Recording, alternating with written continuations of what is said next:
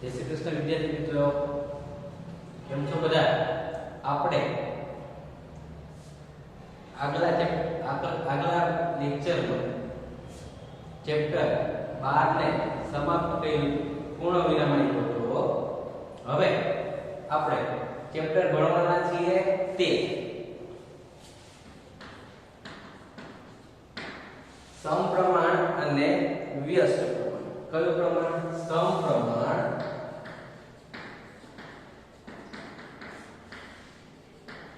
અને વ્યસ્ત પ્રમાણ.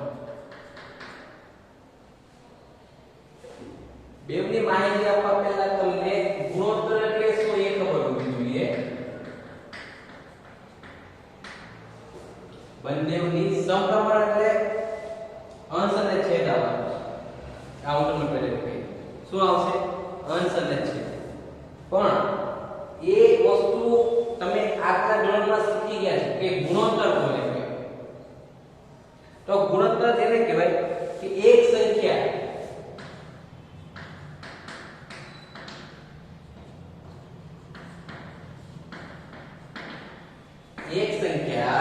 તમારી બીજી સંખ્યા કરતા એક સંખ્યા એ બીજી સંખ્યા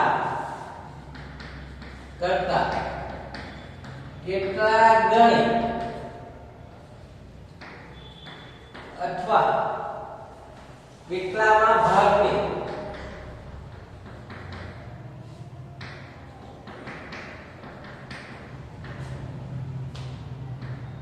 છે.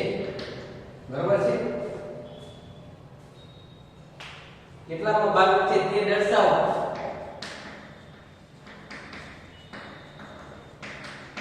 કોનો ઉપયોગ થાય છે તમારા ગુણોત્તર? બરાબર છે? તમને એવું કહેવામાં આવે છે ગુણોત્તર એટલે શું કે એક સંખ્યા એ બીજી સંખ્યાના કેટલા ગણા. મીન્સ કે હું એમ કહું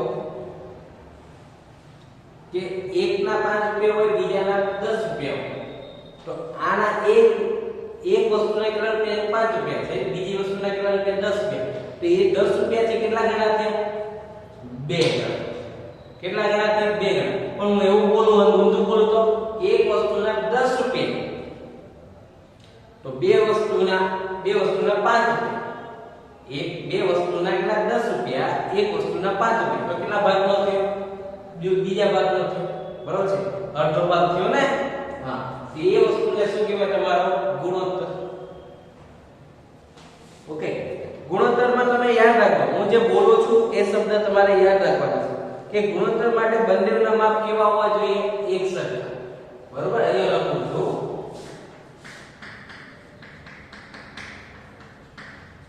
ગુણોત્તર માટે એકબીજાના માપ કેવા હોવા જોઈએ? સરખા હોવા જોઈએ. બીજો મુદ્દો કહું છું તમને કે ગુણોત્તર માટે બંને માપમાંથી એક પણ માપ શૂન્ય ન હોવું જોઈએ. તમારી પાસે બે ગુણોત્તર છે તો એકનું માપ 0 હોય તો એ કોઈ કામનું નથી. તો ગુણોત્તર માં બંને માપ માંથી કોઈ પણ પદ શૂન્ય હોવું જોઈએ નહીં. આ બીજો મુદ્દો તમારો. ત્રીજો મુદ્દો શું કહે છે તમને? કે ગુણોત્તરને અંશ અને છેદ સ્વરૂપમાં, બરોબર છે, અંશ અને છેદ સ્વરૂપમાં દર્શાવાય છે. તમારા ગુણોત્તરને શેમાં દર્શાવાય છે? અંશ અને છેદ સ્વરૂપમાં દર્શાવાય છે. બરોબર છે? પછી ગુણોત્તરના હું નથી હોતો એકમ હોતો નથી.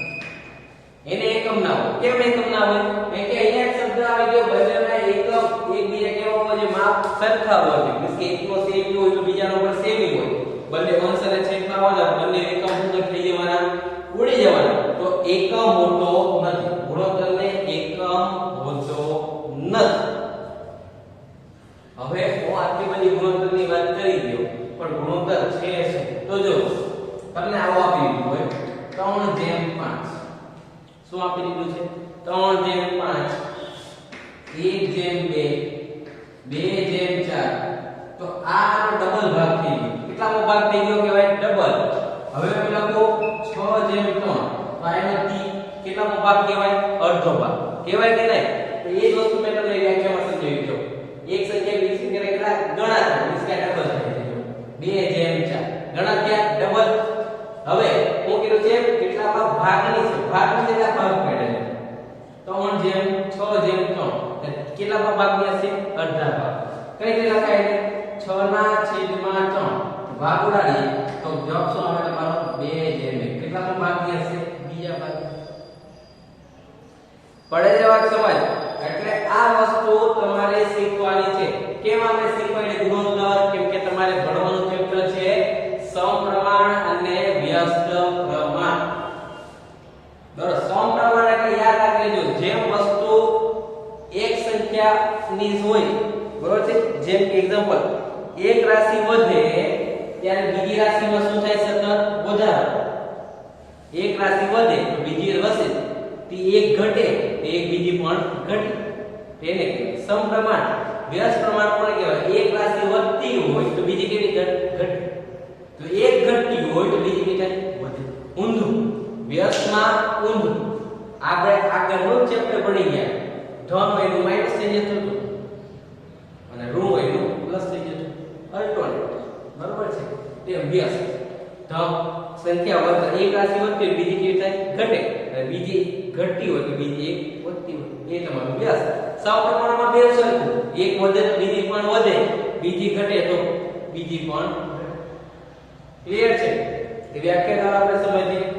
પહેલા એકવાર જોઈ લો અને સમજી.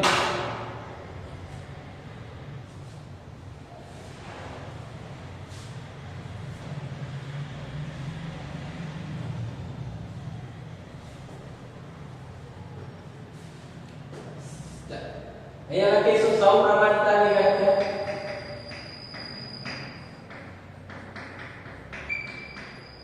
સમપ્રમાણ કે જ્યારે એક રાશિ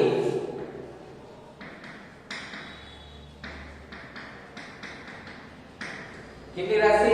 એક રાશિ વધે ત્યારે બીજી રાશિ, એક રાશિ વધે ત્યારે બીજી રાશિ શું થશે? બીજી રાશિ કેવી થશે? માં પણ તેટલો જ પ્રમાણમાં, બીજી રાશિમાં પણ તેટલા જ પ્રમાણમાં વધારો થાય. બરોબર છે? એટલા જ પ્રમાણમાં શું થાય? વધારો થાય.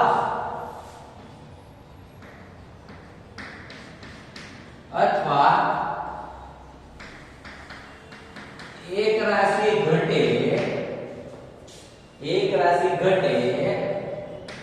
ત્યારે બીજી રાશિ માં તેટલા જ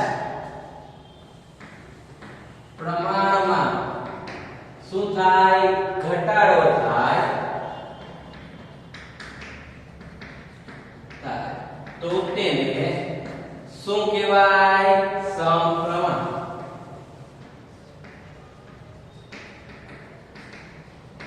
એક્ઝામ્પલ આપણે લઈએ તો વધારે સમજ પડશે તમને કે એક રાશિમાં વધારો થાય છે તો બીજી રાશિમાં પણ વધારો થાય છે, એક રાશિમાં ઘટાડો થાય છે તો બીજી રાશિમાં પણ શું થાય છે? ઘટાડો. એક્ઝામ્પલ લઈએ કે 1 કિલો ખાંડની કિંમત 20 રૂપિયા છે નહીં? હવે તમને ખબર છે નહીં, આપણે તો ઉદાહરણ લઈએ છીએ. 1 કિલો ખાંડની કિંમત કેટલી છે? 20 રૂપિયા. તો 2 કિલો ખાંડની કિંમત કેટલી હશે? 10. તો રાશિમાં હું થયો? રાશિમાં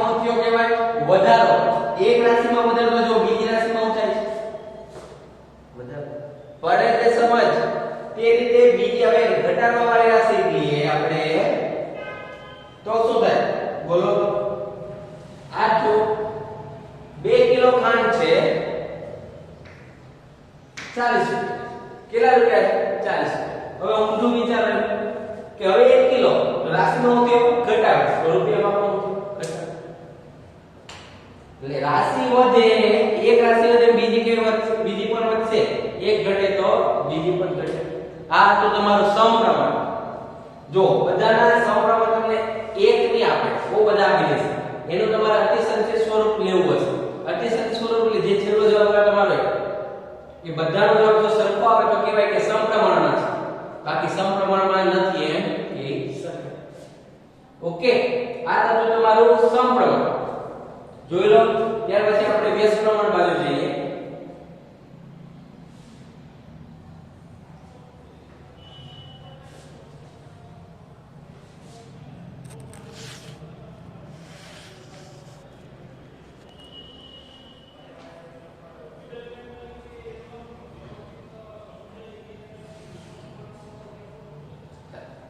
ઓકે હવે આપણો વ્યસ્ત પ્રમાણ તો આપણે અહીંયા લખીએ નીચે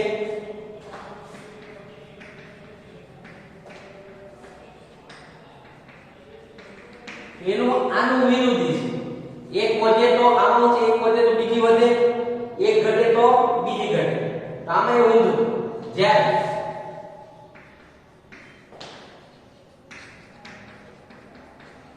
એક રાશિ વધે ત્યારે બીજી રાશિમાં તેટલા જ પ્રમાણમાં શું થાય હવે ઘટાડો અહીંયા લાઈન કરું છું અહીંયા જોજો લાઈન કરું છું અહીંયા શું હતો વધે તો અહીંયા શું થાય છે ઘટે એને કહેવાય વ્યસ્ત એક વધે તો બીજું ઘટે બરોબર છે અથવા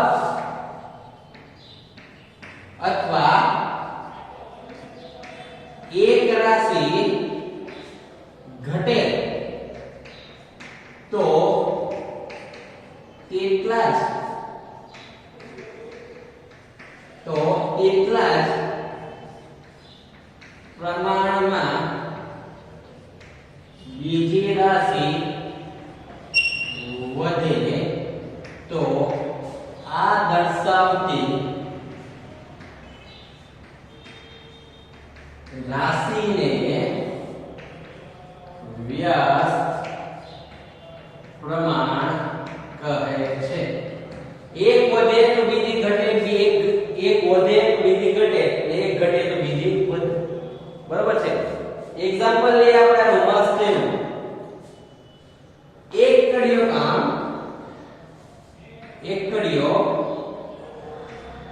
એક કામ કેટલા દિવસમાં પૂરું કરે છે 6 દિવસ શું છે એક કડીઓ છે એક કામ કેટલા દિવસમાં પૂરું કરે છે 6 દિવસમાં તો હવે આપણી પાસે એવા કેટલા ક્રિયા છે 3 જો એક બાજુ વધ્યું છે એક રાશિ કેવી થઈ છે વૈદિક એટલે એક કડીયાની સંખ્યા કેવી થઈ છે તમારી વૈદિક હા કે ના તો તમને ખબર એક કડીઓ 6 દિવસમાં કામ કરે તો એવા 3 કડિયા હોય તો દિવસની સંખ્યા શું થશે ઘટી જશે તો 2 દિવસ એક્ઝામ્પલ તરીકે આપીએ 2 દિવસ એક કડીઓ તો 6 દિવસમાં કામ પૂરું કરતો તો 3 કડીઓ 2 દિવસમાં કામ પૂરું કરશે તો તમે જો અહીંયા રાશિની સંખ્યા કેવી થાય છે વધે છે ત્યારે અહીંયા કેવી થાય છે ઘટે છે તો આ કોનું એક્ઝામ્પલ છે તમારા વ્યસ્ત પ્રમાણનું સમજ પડે છે જ્યારે સમપ્રમાણમાં હોતો તો એક વધે તો બીજી પણ વધે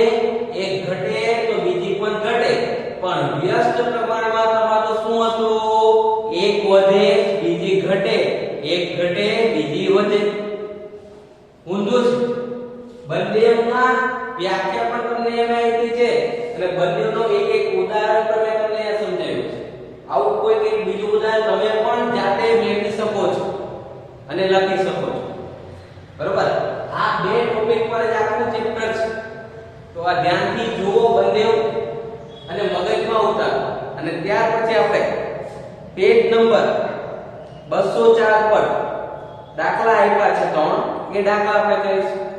ઓકે, પહેલા આમાં ધ્યાન આપી દો.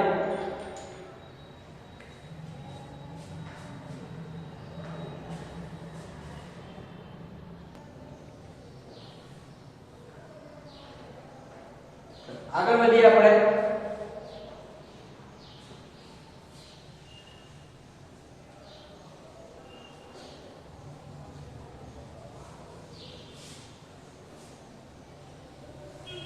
જો સમપ્રમાણ વ્યસ્ત પ્રમાણ સમજાઈ ગયું હોય તો આપણે આગળ વધીશું. કે હવે પેજ નંબર 204 પર તમને કંઈક સૂચના આ રીતે આપી છે કે નીચેના કોષ્ટકનું અવલોકન કરો. આપણે શું કરવાનું છે? એનું અવલોકન એટલે કે ગણતરી કરવાની છે અને જણાવો કે x અને y એ સમપ્રમાણમાં છે. x અને y એ સમપ્રમાણમાં છે કે નહીં. તો તમને આ રીતે પહેલું કોષ્ટક આપ્યું છે.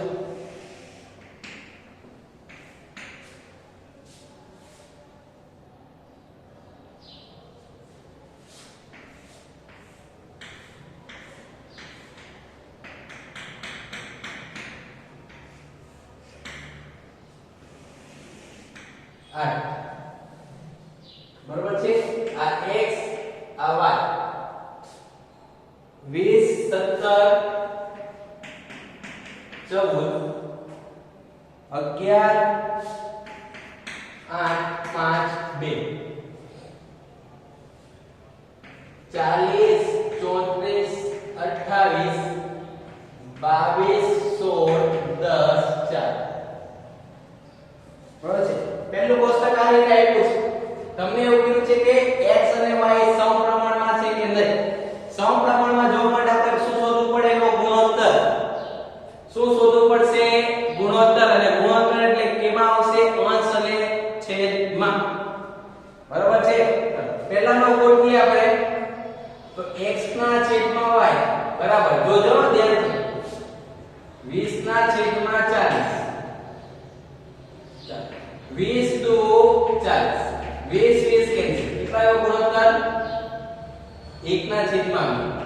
બીજાનો ગોતીએ આપણે 17/34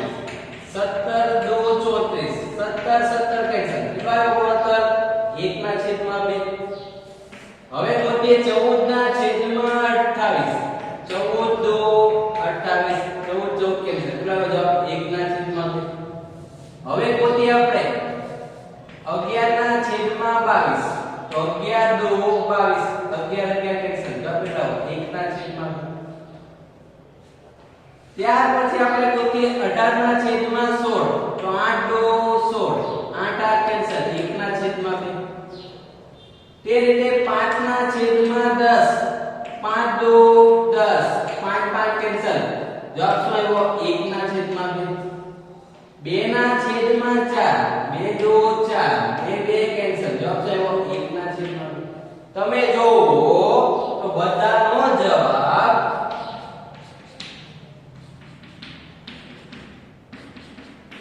કેવો આવે છે?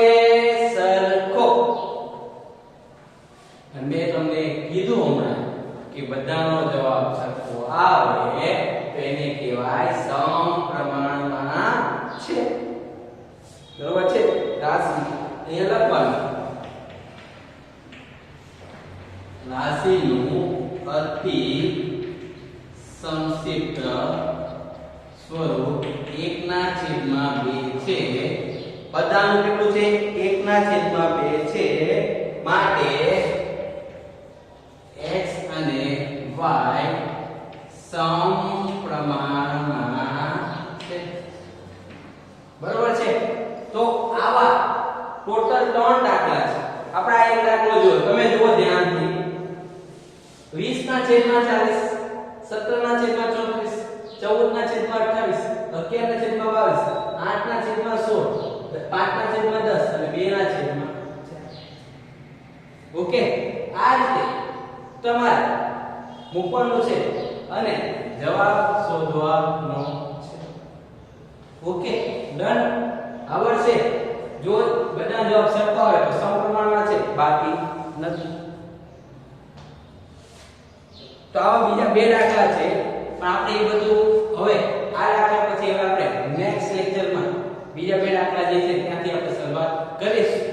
આ લોકોને એક્ઝામ્પલ તરીકે બતાવ્યો છે દાખલો, અને હવે આપણે દાખલાની શરૂઆત કરીશું નેક્સ્ટ લેક્ચર. તો મળીએ. જય હિન્દ, જય